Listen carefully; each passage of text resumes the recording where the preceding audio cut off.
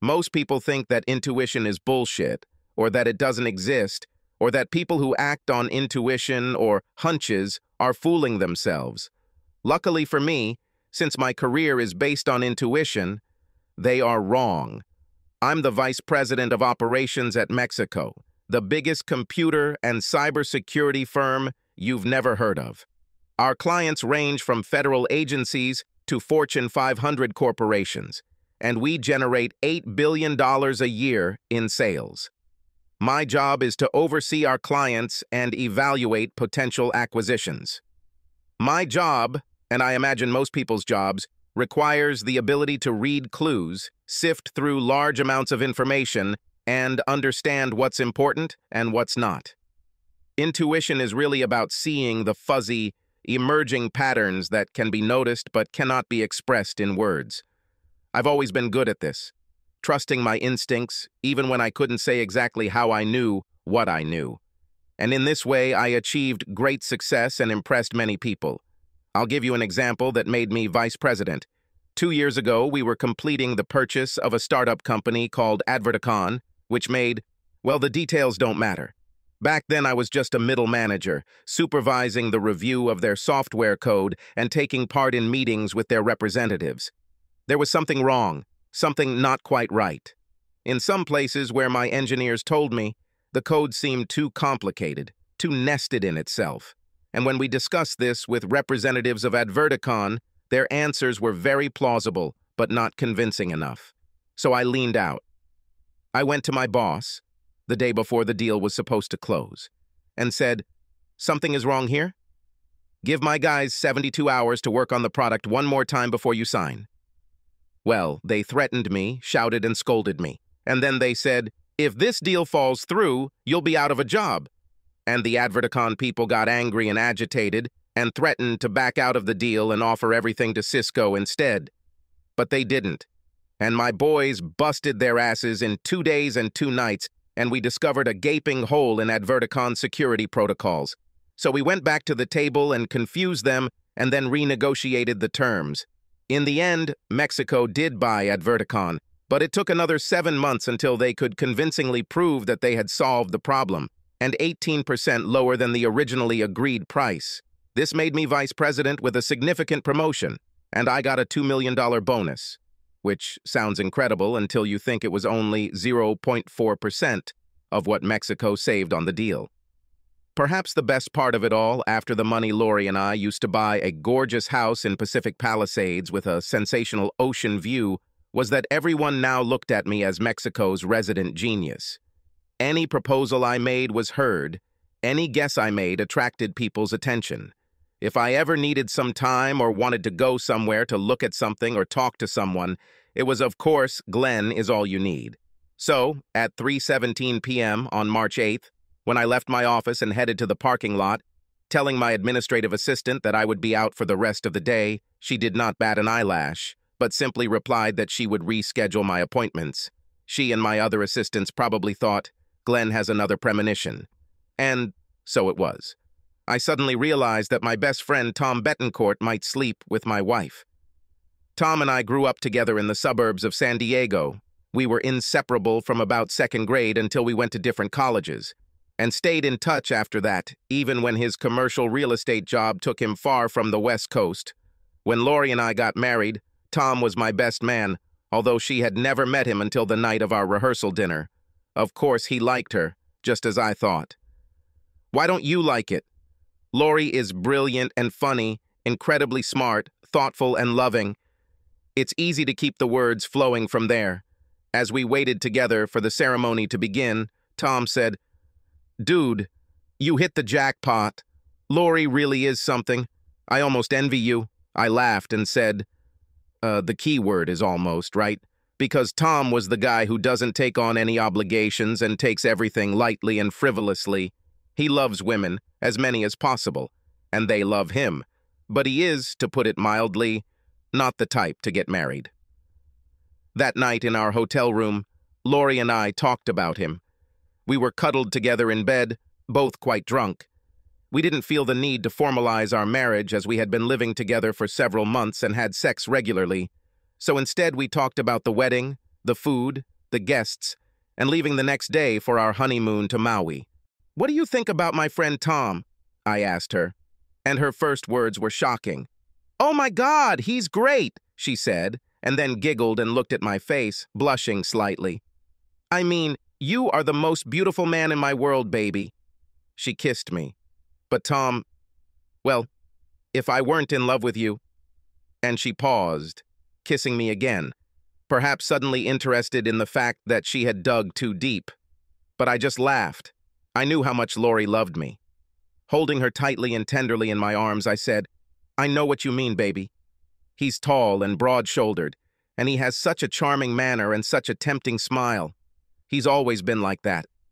A magnet for girls, mostly. And I bet he's lying in bed right now with one of his bridesmaids or someone else he met at the reception, as he usually does." Lori laughed and said, "I can guess. Emily or Kate. Did you see how they looked at him throughout lunch and when he made his toast? It wouldn't require much effort on his part." And that was it. We fell asleep, and the next day we flew off for our honeymoon.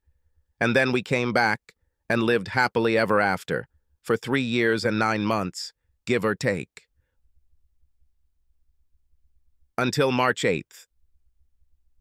Tom arrived, staying with us for a few days, maybe a week. He was working on a big project in Los Angeles, and although, of course, he could have afforded Beverly Wilshire or Viceroy Hermitage, for us it was an opportunity to catch up. We hadn't seen each other since the wedding, so he flew in on Friday night, and we went to the Lakers game and played golf over the weekend, and on Monday he went downtown to close the deal while I went to work. He had meetings scheduled until 4 o'clock, and I promised to be home by 6:30, so we could have lunch on the back porch and look out over the Pacific Ocean. Everything is fine, right? It's great to be with my older friend and share some good times with him and Lori. Except that on Monday, around 3 o'clock in the afternoon, the alarm bell rang. It can't always be explained. You just know it. The way they moved around each other, the casual glances. A few minutes of nervousness between Lori and I last night before we went to bed, and again in the morning. Was he going to have sex with her? I wasn't sure. Can this happen? Damn right. And so at 15:17, I headed to the parking lot. Traffic was normal in Los Angeles, and I arrived home just before 5 p.m., more than half an hour after Tom was expected to return.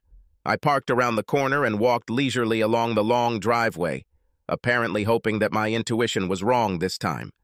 But that was not the case. There was no one on the back porch, in the living room, or in the kitchen, but I found them easily enough as I quietly walked up the carpeted stairs and down the hallway. The door to the master bathroom was wide open and they were both naked. Tom stood with his back against the wall and Lori knelt in front of him near the bathtub and pleasured him. I once saw a photo on the internet with the following title. She told him that her husband trusted her, and she loved him and did not want to betray this trust. He replied that he understood everything and would respect her boundaries and give her some time. He was in a surprisingly understanding mood, but after a few hours he decided that he wanted her to caress him, and that was the end of it. Everything was practically the same here. I was about 3.5 meters away. None of them could see me. For some reason, I didn't rush in, scream, or hit. I stood still and watched. My wife has the most beautiful ass I've ever seen, and I admired it, as she lovingly pleasured him, clearly enjoying what she was doing. She placed her hands on his hips, and Tom's hand pressed softly to the back of her head, guiding her. I stood still, and Lori caressed him, and Tom moaned and enjoyed the process. I was horrified, furious, absolutely frozen by what he saw. Lori was so sexy, and it was so easy to imagine the pleasure Tom was experiencing. I didn't move. Finally, Lori stopped petting Tom, and he carefully lifted her to her feet. And holding her in his arms, he kissed at her, and she opened at her mouth, and gave herself to him, moaning, while he held her with one hand and stroked her with the other. In less than a minute, she shuddered and screamed loudly. She was clearly very excited. After that, he held her a little longer, and they kissed some more. And then she said, "You're actually a son of a bitch, you know that? I told you I would never cheat on Glenn." He kissed her again. I could say, "I'm sorry, Lori, but I won't. Glenn is my friend and I love him, But when I saw you on the deck yesterday in that bikini, I could hardly resist leaving you and having sex with you right there. So instead, you came to my house today, pulled me into the shower with you, and then forced me to fondle you? Is this really better?" The words might have sounded like a complaint, but Lori was still in Tom's arms, still smiling at him, still stroking his chest with her hand. "Well, that's a little better," he said. "We didn't actually have sex with you." Finally, she pulled away from him. When she took the clothes and went into the bedroom, I silently left the house and returned to my car. I can't explain what I did that night. Not what you would expect, that's for sure. I felt disgusted and sick and ready to kill the two people I loved and trusted more than anything in the world. But I drove around for a while with a million thoughts in my head, and then I came home and played the owner and loving husband. Tom and Lori both gave pretty cool performances, although it was easy for me to see that she was a little tense. Tom was ordinary. What a damn actor. I cooked a barbecue, and we drank and dined on the veranda, chatted about nothing, drank a nice bottle of wine, and pretended all was right with the world. Except I was torn between rage, despair, and lust. Around 10:15, I couldn't take it anymore and said, "Well, that's it, I've had enough. A hard day at work, I'm going to bed. Why don't you come with me, baby?" Lori had no choice. So we said good night to Tom and headed to the bedroom. I explained, without much conversation, that I wanted to make love to her, and insisted, despite clear signs, of her reluctance, until she got on the bed on all fours, and I stood behind her and had sex with her. I don't know if she was pleased, but I didn't care. She was quieter than usual, but that could have been because she didn't want Tom to hear us. I had rough sex with her, but didn't last that long. I was pretty reserved. After that, we brushed our teeth and snuggled together as usual. I had a feeling she might have wanted to ask what came over me, but was afraid to bring it up.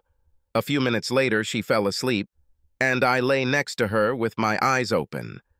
I looked at the dark ceiling and thought about the next day. In the morning, the three-way charade continued. We had a cheerful breakfast, chatted about nothing, and planned to go to dinner in the evening. And then I kissed Lori and walked out the door. I turned the corner, parked, and walked back toward the house through the trees, finding a spot just outside the kitchen window where I could hear and see them. "Well, I have to go make some money," he said. She stood with her back to him as she rinsed dishes and placed them in the dishwasher. Then he said, "Looks like Glenn had pretty good sex with you last night." She turned and looked at him, blushing. "I don't want to talk about it, Tom." "Well, my appointments should be over by 4, and I'm going to have even better sex with you this afternoon." "No, Tom, we can't." But he came up and hugged her, kissing her deeply. She did not reciprocate, but allowed him to do so, and when he released her, a worried expression appeared on her face. He patted her on the cheek, smiled widely, and said, "Yes, we can." And he grabbed his briefcase and went outside to his rental car. I waited until 10 minutes after he left. I then called my office and told Amy I wouldn't be there that day and spent some time at the beach in Malibu. I walked along the sand, grabbed a shrimp sandwich and a Coke for lunch, and walked around some more. And by 3:30 I was back home, safely parked a couple of blocks away, watching the road from behind a couple of trees. When Tom stopped, I quietly ran to my car and drove right behind him, so they didn't have more than 3 or 4 minutes. I put on a performance, loudly entering the door. "Hey, surprise, I'm early today." They were in the kitchen, but not nearby. Tom looked the same as always, but Lori was perhaps a little disheveled and slightly flushed. I pretended not to notice it. We had a drink, made dinner reservations, showered and changed, and then went out and had some incredibly good Asian food at this new, trendy place. Don't even get me started that Los Angeles doesn't have the best restaurants in the U.S. And while Lori and Tom were looking at some TV star on the other side of the room, I quietly threw Ambien into her wine. When we got home, she was almost asleep. "Darling, I don't know what happened to me, but I just can't keep my eyes open."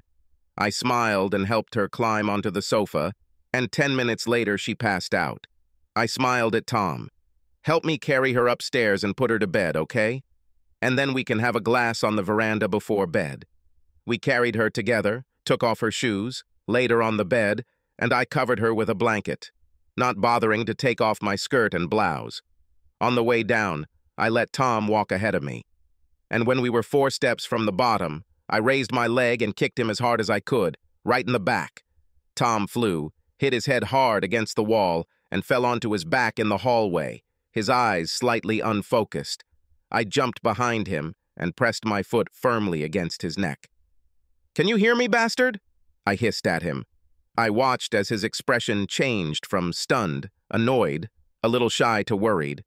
My foot was pressing on his larynx, and in my right hand I was holding a large wrench. "Glenn, he began, and then stopped when he felt more pressure from my leg. "No damn thing you say to me matters. You have 3 minutes to throw your shit in your suitcase and get out of here. And if I ever see you again, you better have a gun because I'm going to fucking beat you to death." I stepped back, and he slowly rose to his feet, groaning and watching me carefully. He then turned and walked into the guest room, appearing a couple of minutes later with a suitcase and briefcase. I still had the wrench in my hand as I held the front door open and watched him load his things into the car. Before he got into the driver's seat, he said, "Look, Glenn, just leave." I waited until his car was out of sight, then I turned and went into the house. I made myself a drink and sat alone on the veranda for almost an hour, sipping it and watching the stars. I guess I could say thought, except I'm not sure I really thought much about it.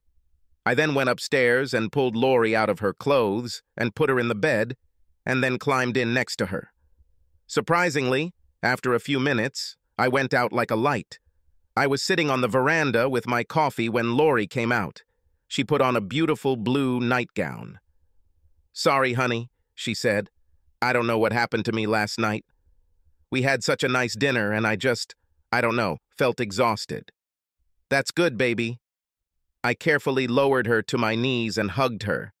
"Tom and I carried you to bed." A few minutes later, she came out to get some coffee and start breakfast. When I came in, she said, "What do you want this morning, maybe eggs? And what do you think Tom would like?" "Oh, he had to leave last night," I said. She looked at me in surprise. "Someone from management called him and he headed straight to the airport. I think he had an overnight flight to New York. He asked me to say goodbye and thank you for everything." It was fun to watch her face. Obviously, Lori didn't know how to react. Finally, she simply said, "Okay, at least we had a few days with him. Did you enjoy his visit?" "Of course," I said. "And you?" She looked away. "I think yes. I mean, he's your friend, not mine." "Actually," she continued, "I'm glad he left. I like being together." And she came up, hugged me, and kissed me. After breakfast, I got up and took a shower. When I finished and was drying myself, I shouted, "Lori, can you come here, baby?" When she came into the bathroom, I was standing naked, exactly where Tom was. She just looked at me confused, and I said, "Come here for a minute." I took her nightie by the hem and lifted it up, and then he gently pushed her to her knees next to the bathtub. "Well," I said, "why don't you caress me now?" She looked at me for a long time, and I looked at her in return, and then her eyes filled with tears. She lowered her head and began to cry, sobbing heavily, burying her face in her hands. And I just let her watch me, and when she finally started to calm down, she looked up at me with a wet face and said, "Oh dear, Glenn, I'm so—" "Shh," I said. "Don't say anything." And I carefully pulled her head towards me.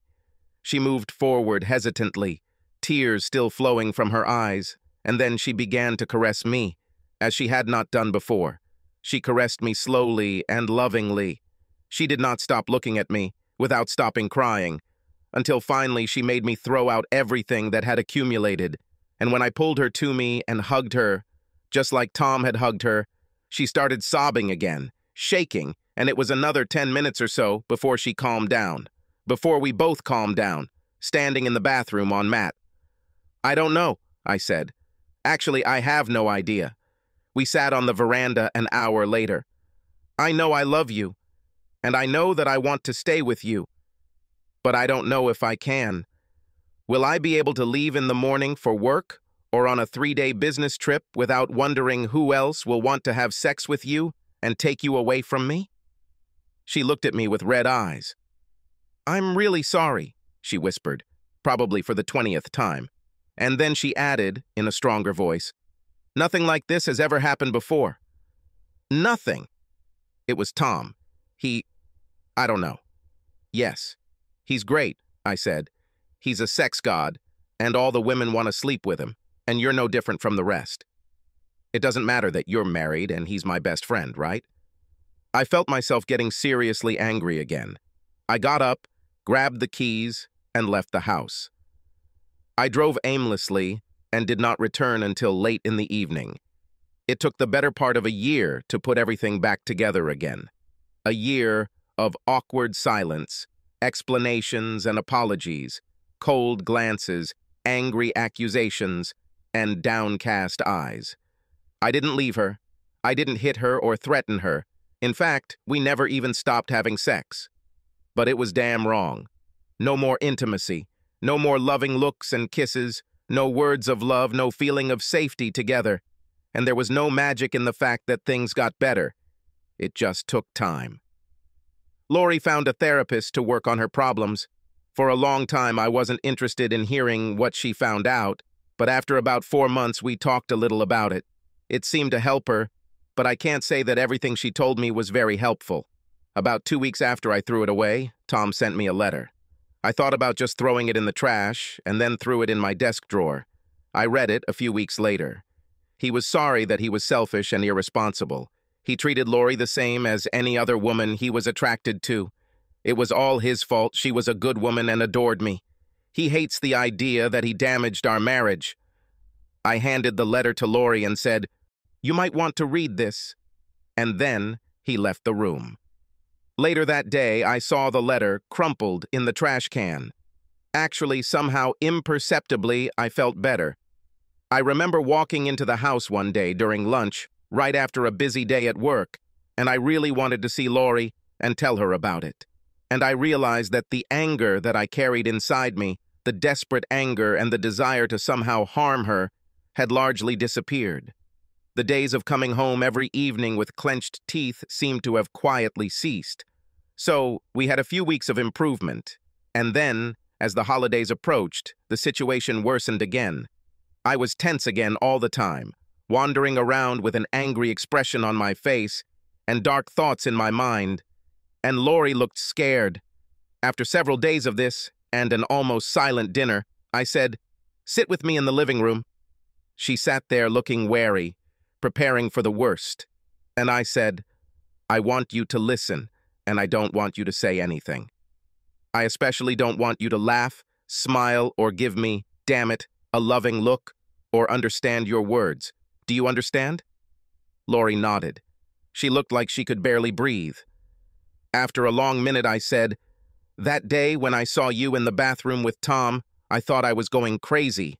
I didn't know what to do and what to do with you, because you are my beloved wife, and he is my longtime best friend." I watched her. She sat very quietly. We talked about this for the first time, about the fact that I saw them. I hate forgetting what I saw. I fucking hate it. I wanted to kill you both, beat you, or strangle you to death. I was so hurt, so scared. I've thought about it 1,000,000,000 times since then. You have the most beautiful body I have ever seen, and here you are standing in the bathroom with Tom, and you are caressing him so hard and passionately, taking great pleasure in giving him pleasure. I cannot forget this, and I cannot forgive this. I saw it. I got so excited. It's not that it turns me on, thinking about you with other men. It was you, to see you so beautiful, so excited and not with me. But I wanted you and only you, because I love you so much and wanted to be with you always, all my life." I stopped for a while, and then he said, "If this means that there is something wrong with me, then get out of my life forever. I don't want to be with you anymore. So be it." She didn't move or change her facial expression. I got up and left. The next 2 nights, I slept in the guest room. We were practically silent with each other, And then on the third night, Lori cooked a very nice dinner and served an unusual wine that we both especially liked. I'm so grateful for what you told me, Glenn, and I hope that since this happened, it's a good sign, because you started to feel a little better, to trust me a little more. I nodded. She said, "Did this bother you?" I looked away and nodded again. Lori came and knelt in front of me, resting her head on my lap. We sat like that for several minutes in silence. Then she raised her head. "There's nothing to be embarrassed about," she said. Her voice was surprisingly strong. "I'm the only one who screwed up." "Well," she said with a grimace, "Tom was there. But I am the one you married, the one who made the promise. This is on me, and I will never stop regretting what I did, and I'm so sorry that I hurt you." She stood up, took my hand, and led me to the stairs. "Go and make love to your apologetic wife, Glenn. Don't just have sex with me, make love to me, and let me show you how much you mean to me." We made love, and it felt good. It was more than damn good. I'm not done being angry or suffering or even suspecting. Almost. But my gut told me we'll figure it out.